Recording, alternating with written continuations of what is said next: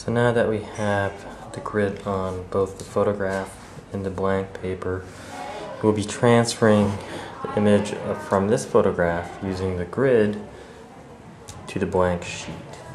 I'm going to ask that you do it in HB pencil, but because the screen doesn't capture that light tone, I'm going to use 2B for the sake of demonstration. The reason why I asked this is because don't want you to push too hard, make a dark line that you can't erase later. So to begin, what we could do is we could start by just copying a grid.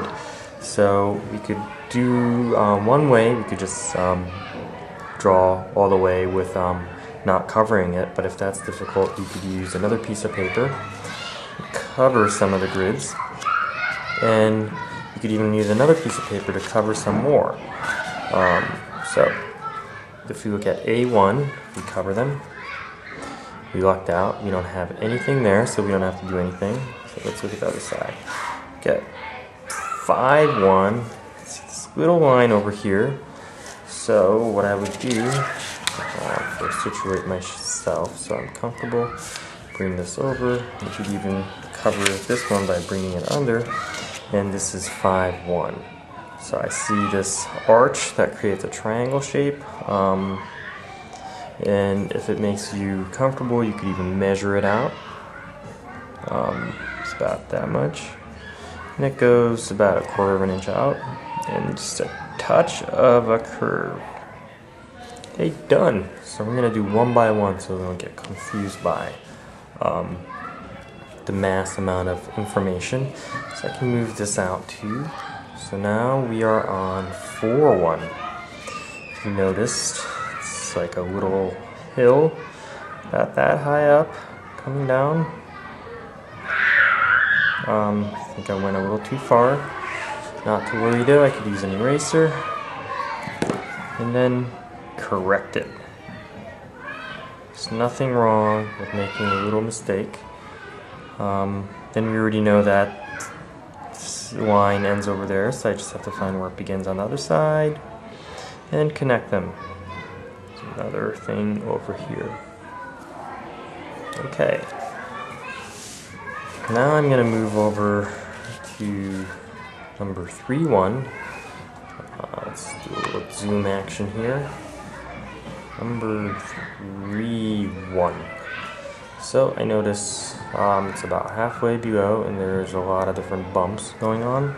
So I'm going to try to find that location and create those lines where it is located on the other one. This one continues on. Okay, good. That wasn't too bad. A lot of information. Let's move to 2-1. And it might be helpful to 2A, I'm sorry. Put the alphabets on the other side. Let's do that right now. B, C, D, E, F, G. And numbers on the bottom. 1, 2, 3, 4, 5. So let's go back to, what was it?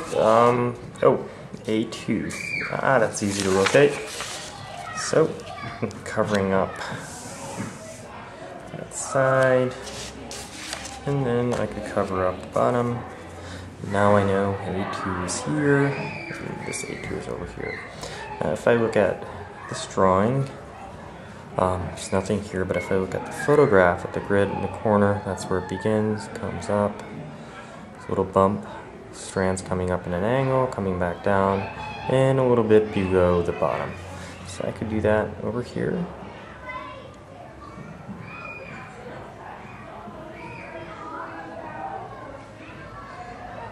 And connect it to the other line. Okay, so now let's go to the next row. B1. It's pretty simple. I see that the distance is a little less than 1/2 inch right here, and that arches around to the corner. Let's just connect that. And at any time if we make a mistake, it's easy to erase, so I don't have to worry about that. Let's go to B2. Again, I luck out here. It's all dark, so I'm going to skip that one and move on to B3. Some minor details here, but it's so dark that I can't really see. So B3, I'm going to just try my best. Create those lines. And then we go to B4. It's a little bit clearer. A strand of hair going at an angle. You might not be able to see, but there's that grid line. And it's always okay to go in darker if you can't see something on the photograph to help you. Let's curve that up. And then sort of a triangle shape coming out a little bit over 1/4 of an inch here. Okay, right now it doesn't look like anything. You might feel that your drawing may not look like anything, but that's okay, because the end, when everything combines together, it will look like the image that you're transferring. Also notice there's a little triangle created here. Create that line. Then let's go to that last one. Ooh, it's a little complex, but it's doable. I'm going to go slowly. This comes out pointing to the right, curves down, creating a triangle. It's another curve. So let's create that. Let's move this over so you can see it in the camera. So it comes around, pointing towards that direction, curving down. And then there's that triangle that's created and carves around. That's starting to look like the top of my head. Let's move down the next. So let's take a look.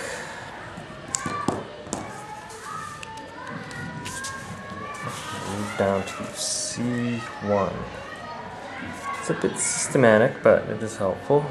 See that column-like shape over here. Sometimes it's good to look at the negative space that's created by where the object doesn't exist. This is positive space where the object does exist. The object now being the subject, which is me.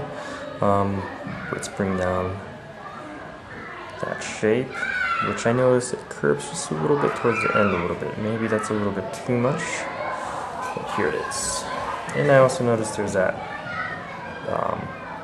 triangular shape over there that's created by the line and that form. Let's move it over. Let's see also the line here, the top line with this change of value creates somewhat of a triangular shape that with a curve. I also noticed there's some information here. Feel free to put that in.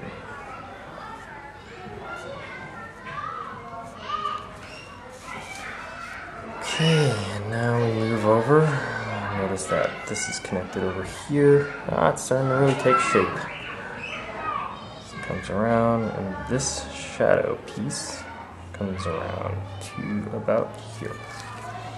So 4C.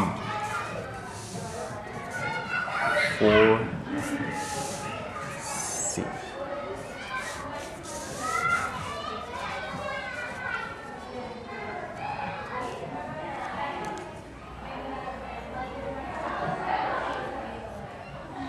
Now, because we're just kind of creating values, if there's a lot of small information, sometimes we could just group them together for the sake of knowing the location. Let's not forget the detail on the top.